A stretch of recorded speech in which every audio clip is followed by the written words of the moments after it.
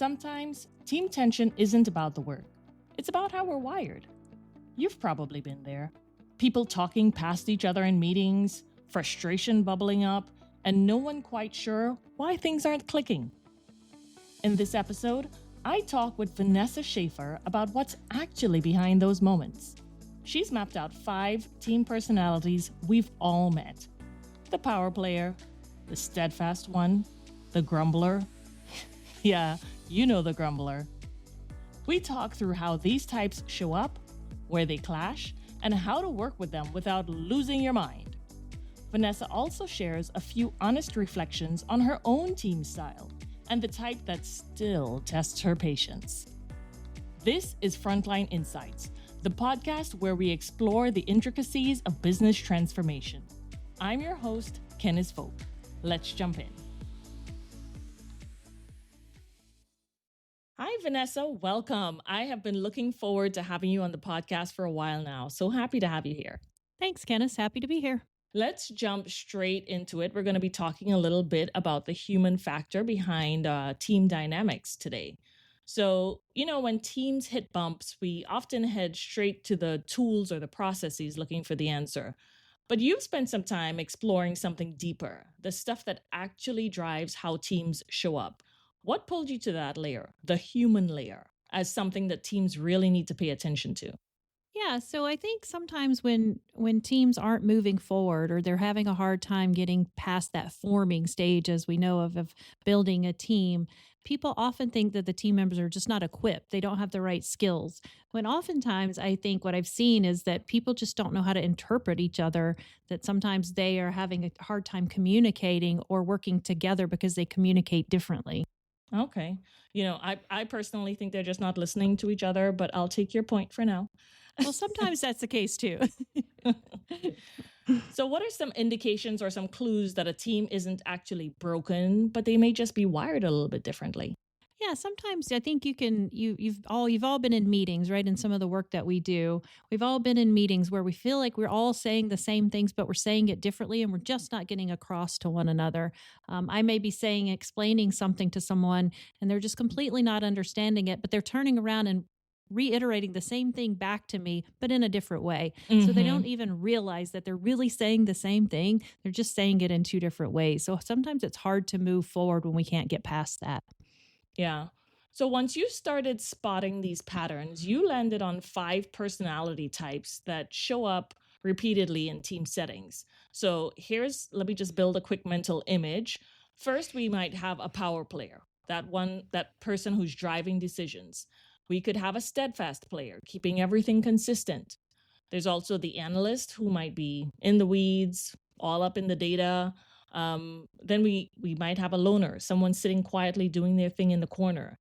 And then last but not least, we have the grumbler, who's calling out what's not working. So that's a classic team stew. When you have that crew in a room together, how does that usually play out? Yeah, I think oftentimes, I think we've all seen these different personalities probably in our day-to-day jobs. You've seen these power players, right? They just come into every meeting, bold, decisive, ready to make a decision. Then you have the steadfast player kind of hanging back, being supportive, reliable, calm. But then you've got the data analyst right there in the background, throwing out all the facts and the figures. Then you have the loner kind of hanging back, like, I'm not sure. Let's think about this. What about this scenario? And what about that scenario in their minds, not necessarily speaking up. And then, of course, I think everybody's aware of the grumbler, right? The person that's always, but the what if. So I think often what happens is they just don't listen to one another, or they don't hear what the other person is saying. They may be listening, but they're not actually hearing them. Got it. Yeah, that makes sense. And I suppose none of those roles are inherently a problem, but without that shared understanding of how each other operates, I guess, it's easy for them to clash or to misread each other. Yeah, absolutely. If you think about what is a team if you don't have somebody that's coming in like a power player trying to push through and get to decisions, you may just sit and spin, right? You may sit for weeks trying to make a decision because nobody wants to step up and say, hey, we've got to move forward. Let's stop talking about it and let's just go into action. But also you need that loner person, for example, sitting back and assessing all the different scenarios and all the different things that you need to think about and focusing on the scenarios moving forward. Yeah, that quiet voice in the room, they're the ones I think when they finally speak up, everybody listens because they often don't. Absolutely. And then we have the steadfast player, like you were saying, and I suppose we even need the grumbler. Yeah, unfortunately, sometimes you need somebody to, sometimes it's hard when you have a team and everything's moving forward as planned and everybody's marching to the end goal. But sometimes you get on those rose colored glasses, right? Everything's perfect because maybe you're not considering everything. So that's kind of where the grumbler steps in sometimes. Somebody to speak up and be the voice of, criticality and what about, did you consider this? Let's talk. Well, the last 3 times we tried this, it failed. Why are we going to try it again? Person. So sometimes you kind of need that voice of, hold on, let's think about all the negative scenarios as well. Yeah. For a second there, I thought you were going to say the voice of reason, but but yes, the grumbler has their place too. I get it. This framework is great for spotting what's showing up around you, but I suppose it probably also turned the mirror around a little bit. When you started naming these patterns, what did you notice about your own tendencies?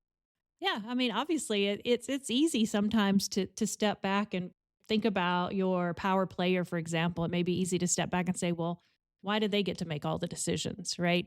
It's Mm-hmm. sometimes easy to just go back into the corner and say, okay, I'll just sit back if you're not going to listen to my opinion.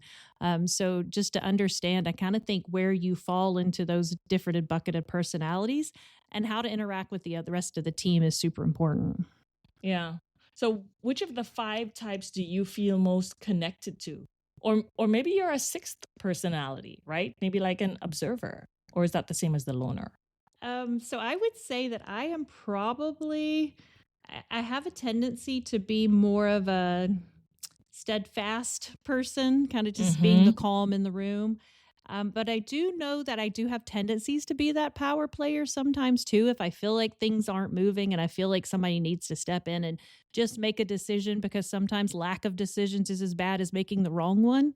So I Right. feel like sometimes I have a tendency to go back and forth between that steadfast, let me just be the calm in the room, the mediator, if you will, and Mm-hmm. sometimes being that steadfast person to, or that power player person to come in and just say, okay, we've got to make a decision and move on.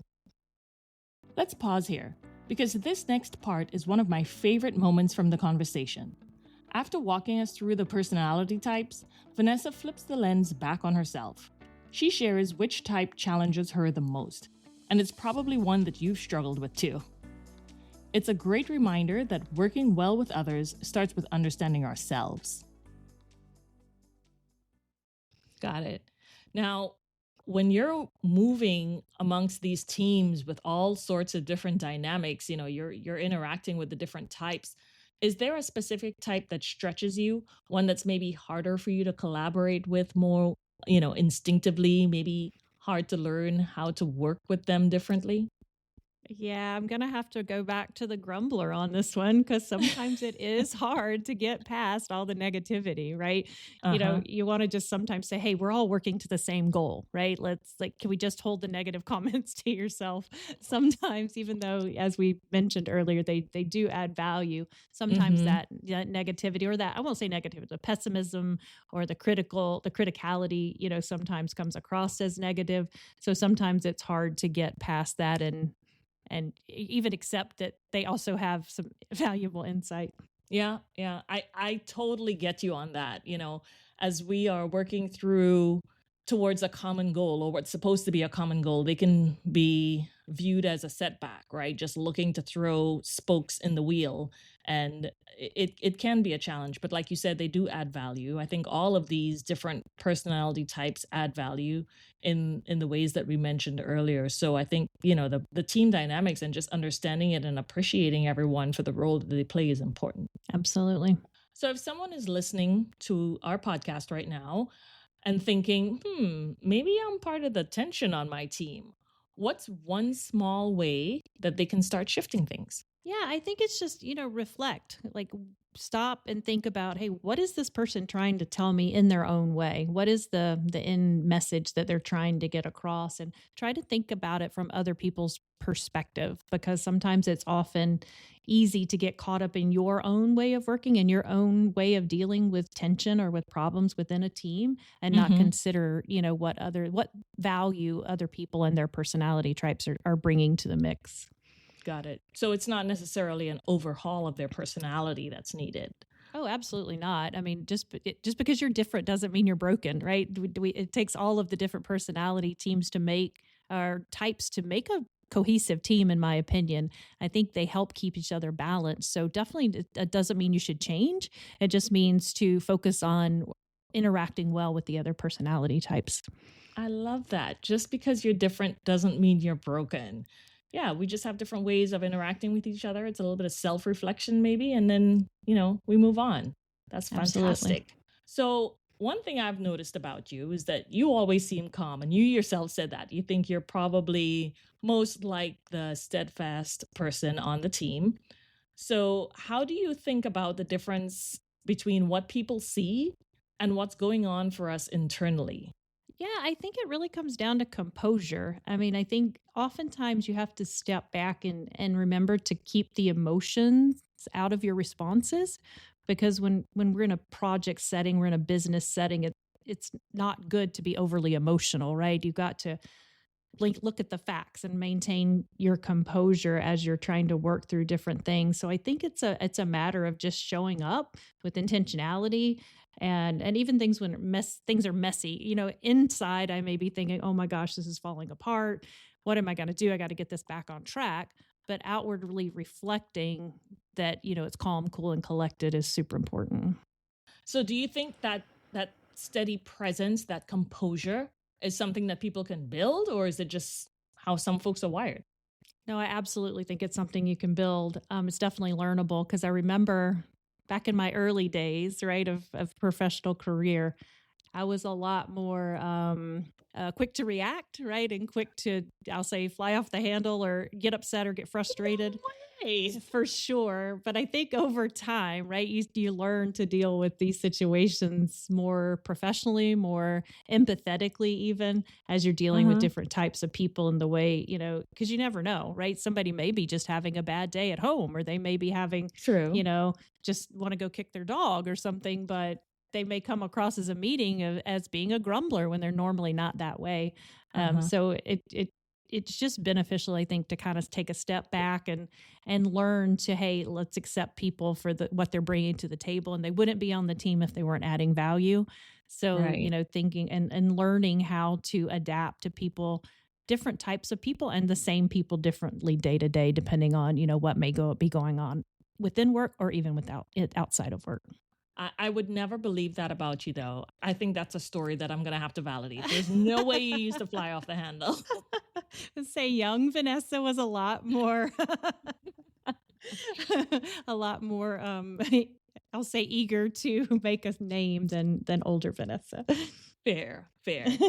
So I think, what I'm hearing you say, it's not about pretending that you're calm. It's more about choosing how you want to move through that moment and interact with the rest of the team.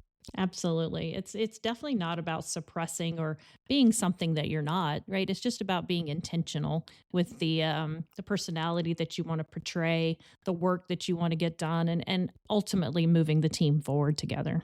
So, Vanessa, for someone who might be in the middle of a tough team moment and may not be sure what's going on, but they're feeling the tension, what would you want them to keep in mind?